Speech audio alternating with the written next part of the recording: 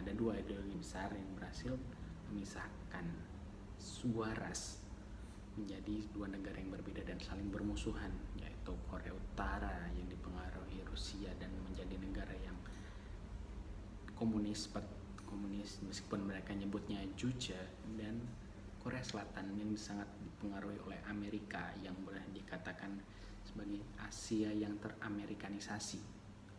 Nah, sebelum mereka jadi kedua negara itu, mereka sebenarnya adalah suatu kerajaan yang salah satu contohnya itu adalah kerajaan Joseon, dan bahkan dulu mereka merupakan suatu kerajaan yang disegani juga karena dahulu Jepang ingin menginvasi semenanjung Korea, namun berhasil dihalang oleh seorang jenderal yang bernama Yi Sun Shin dengan kapal kura-kuranya yang terkenal itu. Pada tahun 1915, Kekaisaran Jepang berhasil menduduki semenanjung Korea yang memulai penjajahan yang sangat kejam selama 30 tahun, yang dimana penjajahan tersebut mengeksploitasi kekayaan alam dan penduduk semenanjung Korea. Bahkan sama seperti Indonesia, banyak penduduk Korea yang direkrut menjadi tentara Kekaisaran Jepang untuk melawan para sekutu. Nah, akhirnya 30 tahun berlalu, pada tahun 1945 sekutu membom Hiroshima dan Nagasaki yang membuat Jepang menyerah tanpa syarat, yang dimana Jepang langsung mundur dari semenanjung Korea, dan di semenanjung Korea telah berdirinya Republik Korea, yang dimana wilayah Republik Korea merupakan satu semenanjung utuh. Namun sayangnya itu hanya bertahan selama 3 tahun. Pada 1948, Republik Korea terpisah menjadi Korea Selatan dan Korea Utara. Di Korea Selatan dipilihnya Lee Seung-man sebagai presiden pertama Korea Selatan dan Kim Il Sung sebagai presiden pertama Republik Rakyat Demokratik Korea. Pada tahun 1950 pecahlah Perang Korea yang dimulai oleh Korea Utara yang dibantu oleh Tiongkok dan Uni Soviet untuk menginvasi seluruh semenanjung Korea, dan kemudian Korea Selatan yang dibantu oleh Amerika Serikat membalas tindakan Korea Utara tersebut. Dan 3 tahun perang berlalu, akhirnya pada tahun 1953 dirundingkan gencatan senjata yang menghasilkan perjanjian zona demilitarisasi Korea, yang dimana di wilayah tersebut dilarang ada aktivitas militer dan membentuk perbatasan Korea Utara dan Korea Selatan seperti sekarang. Ini saya akan mempresentasikan tentang sistem pemerintahan Korea Selatan yang dibagi menjadi dua, yaitu sejarah sistem pemerintahan Korea Selatan, lahirnya Republik Korea, dan sistem pemerintahan Korea Selatan di abad ke-21. Yang pertama, sejarah sistem pemerintahan Korea Selatan. Dewasa ini, pemerintahan Korea Selatan sangat bertolak belakang terhadap pemerintahan Korea Utara yang bersifat birokratis dan otoriter. Ditambah mulai dari segi posisi, kedua negara itu dalam perpolitikan internasional, perdagangan internasional, dan strategi industrialisasi sangat kontradiksi dengan negara satu rumpunnya itu.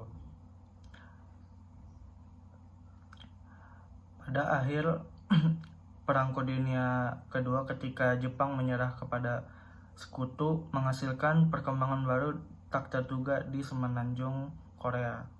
Seperti halnya yang terjadi kepada Jerman, hal itu juga terjadi di semenanjung Korea dengan perbatasan wilayah yang dikenal sebagai titik paralel 38. Pembagian ini membuat Korea menjadi dua negara terpisah, satu di utara sebagai Republik Demokratik Rakyat Korea yang diduduki Uni Soviet, dan satunya di sebelah selatan, Republik Korea yang diduduki oleh Amerika Serikat. Fenomena ini yang akan menjadi titik balik terjadinya Perang Korea pada 25 Juni 1950 sampai 20 Juli 1953, membuat kedua negara ini sampai sekarang tidak bersatu bahkan setelah Perang Dingin. National Museum of Korean Contemporary History mencatat bahwa Amerika Serikat yang menduduki Korea Selatan membawa nilai-nilai demokrasi liberal, mengubah sepenuhnya sistem pemerintahan Korea Selatan yang awalnya monarki birokrasi menjadi negara demokrasi sepenuhnya. Sebelumnya, masyarakat Korea Selatan tidak mengetahui apa itu demokrasi, bahkan hak dan kewajiban warga negara.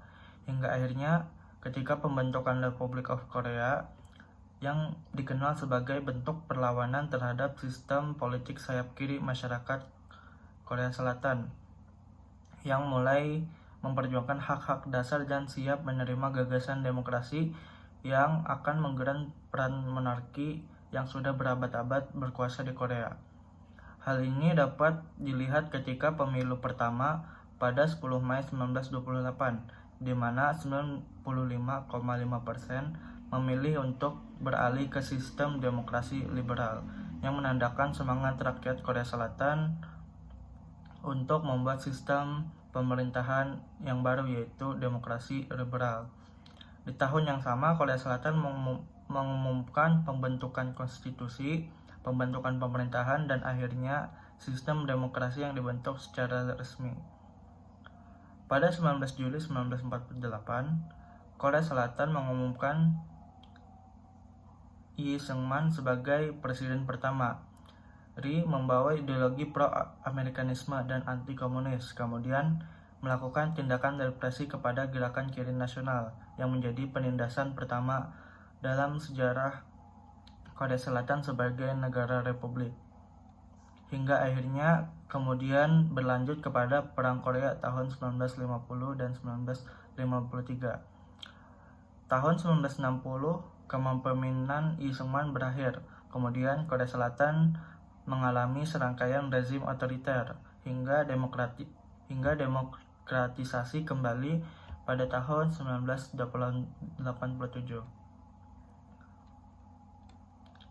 Selama hampir 3 dekade sebelum demokrasi kembali ke sistem pemerintahan Korea Selatan, militer memerintah negara dengan kediktatoran dengan alasan memajukan pembangunan ekonomi dan memperkuat keamanan nasional terhadap komunis utara atau Korea Utara. Korea Selatan selama periode 1987 sampai 1988 akhirnya mencapai transformasi damai dari kediktatoran militer yang dipimpin oleh mantan Jenderal Chun Do-hwan yang menuju negara demokrasi yang memungkinkan rakyat untuk memilih presiden mereka dan pemimpin politik lainnya juga melalui pemilihan bebas dan kompetitif. Selanjutnya bagian yang kedua yaitu sistem pemerintahan Korea Selatan di abad ke-21.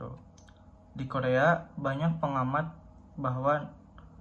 yang percaya bahwa neo-konfusianisme memainkan peran penting dalam membentuk pembentukan sistem pemerintahan dan perilaku dalam kehidupan sosial ekonomi masyarakat Korea Selatan.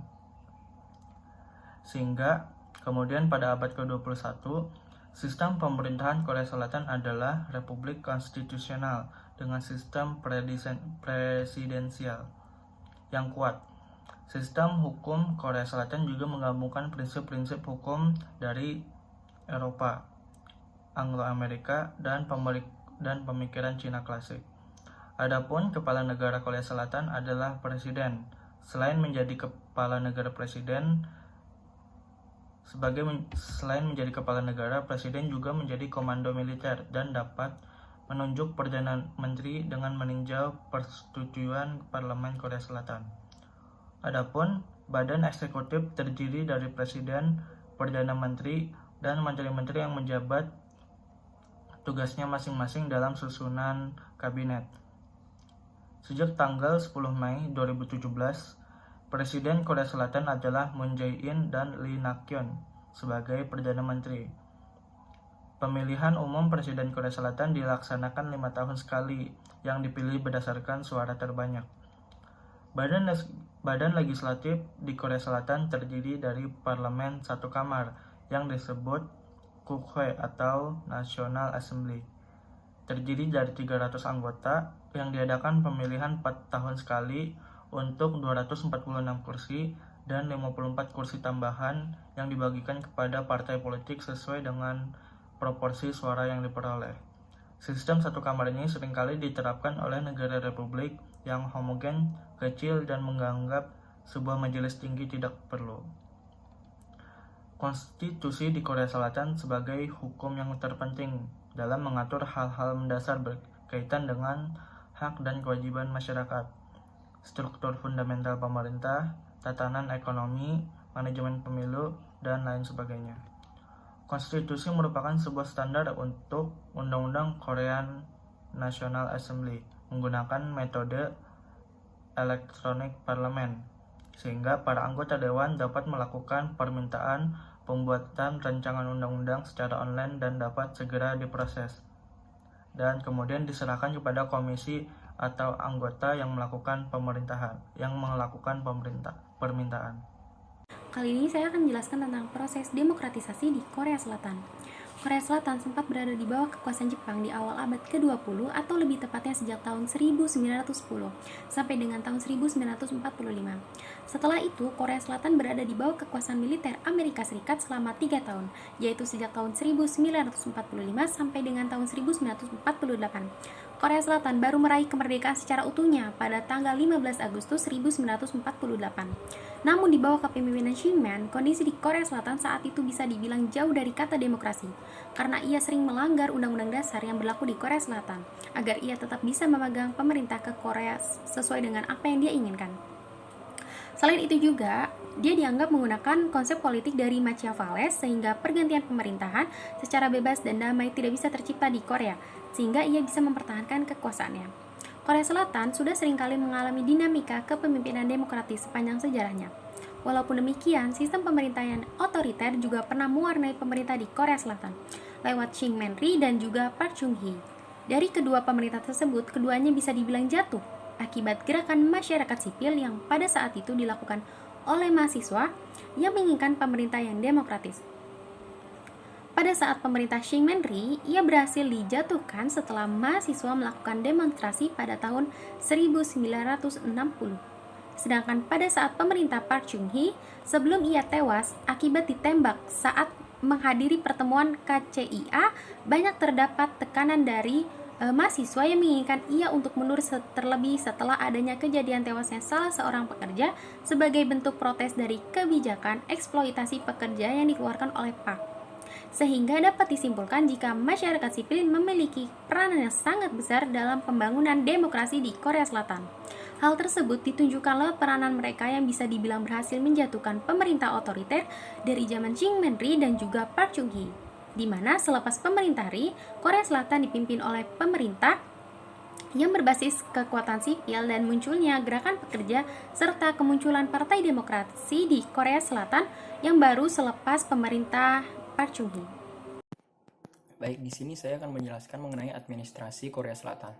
Korea Selatan menggunakan sistem unikameral atau sistem satu kamar dalam parlemen Korea yang biasa disebut KNA atau Korea National Assembly. Sistem ini berarti KNA merupakan badan pemegang kekuasaan legislatif satu-satunya di Korea Selatan. KNA yang sedang berjalan saat ini terdiri dari 300 kursi dan diadakan setiap 4 tahun sekali di seluruh 246 daerah pemilihan. Ditambah dengan 54 kursi tambahan yang dibagikan kepada partai politik dengan proporsi suara yang diperoleh. Korea Selatan juga menganut sistem multipartai. Ada 9 partai yang berdiri, namun 2 yang menjadi dominan di parlemen, yaitu ada Partai Besar Nasional dan Partai Demokrasi Baru. Layaknya semua negara hukum yang diatur dan dijalankan menurut hukum, kekuatan yang paling penting dari KNA adalah untuk memberlakukan, mengubah, dan menghapus undang-undang. Salah satu fungsi dari lembaga legislatif adalah fungsi legislasi, di samping fungsi pengawasan dan anggaran. Legislasi di sini dapat dilihat dari UU yang dihasilkan oleh parlemen. Peran parlemen adalah untuk membuat undang-undang dan mengubah atau memperbaiki sistem hukum. Parlemen tempat di mana keputusan berlangsung atas dasar preferensi masyarakat dan diubah ke dalam bentuk kebijakan dan program. Konstitusi di Korea Selatan sebagai hukum yang terpenting mengatur hal mendasar yang berkaitan dengan hak dan kewajiban masyarakat, struktur fundamental pemerintah, tatanan ekonomi, manajemen pemilu, dan lain sebagainya. Konstitusi merupakan sebuah standar untuk undang-undang. Korea National Assembly atau KNA menggunakan metode e-parlemen atau parlemen elektronik atau online, sehingga para anggota dewan dapat melakukan permintaan pembuatan RUU secara online dan dapat segera diproses, di-follow up dan diserahkan kepada komisi atau anggota yang melakukan permintaan. Di Korea Selatan terdapat Legislative Counseling Office atau LCO sebagai sistem analisis dan pengumpulan informasi mengenai fungsi legislasi dan parlemen Korea Selatan. LCO ini mencakup berbagai praktik di bidang perundang-undangan untuk mendukung aktivitas legislasi dan anggota parlemen Korsel, seperti permintaan draft RUU, rancangan undang-undang dari anggota parlemen, perancangan atau penyusunan draft UU, penyerahan draft UU ke komisi, pembahasan internal komisi, pembahasan di komisi legislasi dan hukum, pengambilan keputusan dalam rapat paripurna, serta pengambilan keputusan dari presiden. Melalui cara perumusan suatu peraturan berdasarkan data dan analisis, para anggota legislatif setidaknya memiliki cukup informasi yang akan memudahkan kerja mereka dalam penyusunan UU, sehingga kerja para anggota dewan ini bisa lebih cepat. Perubahan RUU di Korea Selatan hanya terkait dengan norma-norma atau pasal-pasal perubahannya saja, dan yang paling penting mereka menggunakan sistem online atau e-parlemen dalam proses perancangan UU tersebut. Hal itu yang membedakan sistem perundang-undangan di Korea Selatan dengan di Indonesia, sehingga Korea Selatan dapat menghasilkan atau mengesahkan hingga ribuan RUU dalam satu periode. Nah, sekarang saya akan menjelaskan tentang sistem pemilu atau pemilihan umum dan kepartaian yang ada di Korea Selatan. Akan tetapi, sebelumnya saya akan menjelaskan sistem pemilihan umum terlebih dahulu. Dalam sistem pemilihan umum yang ada di Korea Selatan pada tingkat nasional adalah pemilihan presiden dan pemilihan legislatif atau majelis nasional.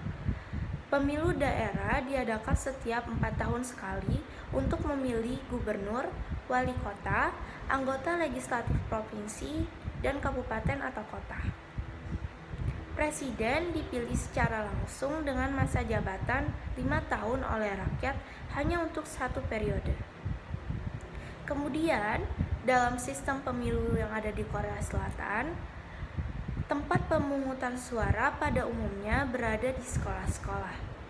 Selama masa absen atau periode voting awal, pemilih dapat memilih di tempat pemungutan suara di daerah pemilihan yang telah terdaftar. Para pemilih Korea menandai kertas surat suara dengan stempel kertas menggunakan tinta merah. Selain itu, Korea menggunakan model penghitungan suara terpusat. Setelah pemungutan suara ditutup, kotak suara dihitung dengan menggunakan tangan.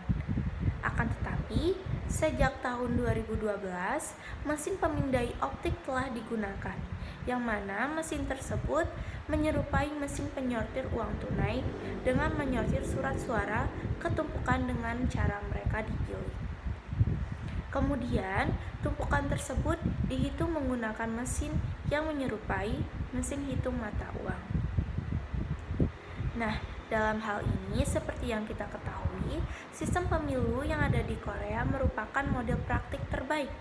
Namun, legalitas akan pengenalan teknologi pemindai mata uang tersebut telah ditentang, dikarenakan terdapat tuduhan kecurangan dalam menghitung surat suara.